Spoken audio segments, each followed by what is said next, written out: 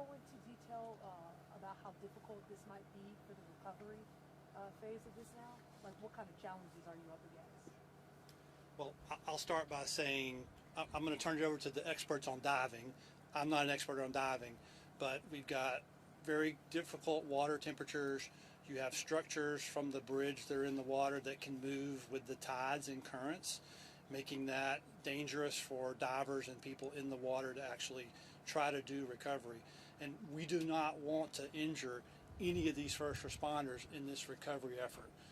We absolutely want to be as safe as possible for everyone involved in this. And I'll let see Colonel Burrow has anything he wants to add. Can you go into specifics about what the search and rescue entailed? Like, were there scuba divers, or was everything above water, sonar, any sort of equipment that might have been utilized over the past 12 hours?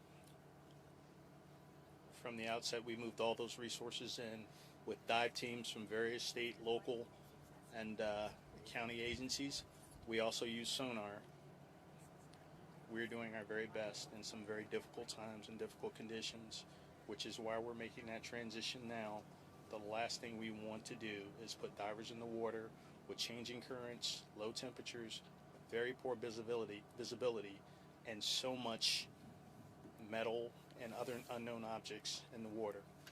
All it takes is one object to strike an individual, and all of a sudden we have a first responder trying to recover another first responder.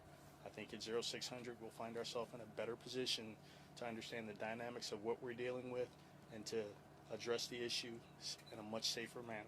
Do the authorities have 6 IDs now, and have those victims each been contacted, those families I should say?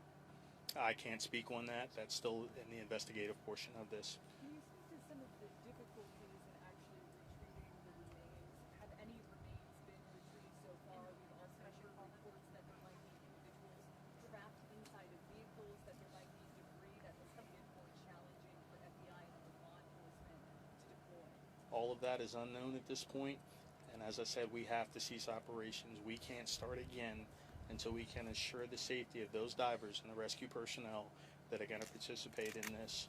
If we look at how challenging it is at a simple motor vehicle crash to extract an individual, I'm sure we can all imagine how much harder it is to do it in inclement weather, when it's cold, under the water, with very limited to no visibility. So just to clarify, no remains have been removed thus far by search and rescue teams other than the 2 who rescued alive. That is correct. So, Colonel, you're confident then that no other vehicles made it onto that bridge before the collapse, or as it was collapsing, I should say? Based upon the fact the original information that was provided, the Maryland Transportation Authority Police Department was able to shut down traffic.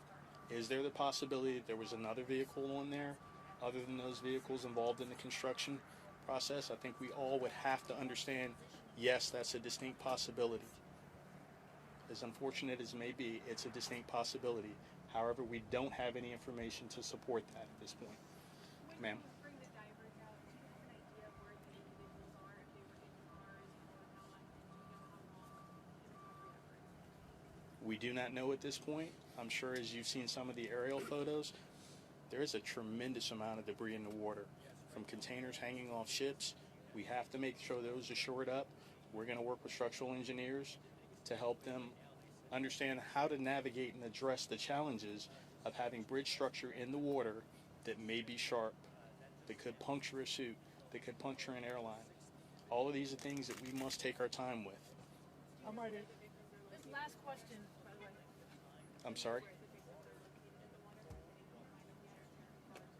At this point, we do not know where they are, but we intend to give it our best effort to help these families find closure. How might inclement weather tomorrow impact the recovery efforts? Very clearly it could, but we're going to do everything in our power to help these families find closure. Miss, how do we get their names, title, spelling? Does anybody have Folks, we're going to be establishing a unified command as well as a joint information center, and I know there's a lot of questions, and we're going to be providing that information where we will continue to provide updates. But that is the extent of our updates tonight. We thank you all for coming. Thank you. Thank you.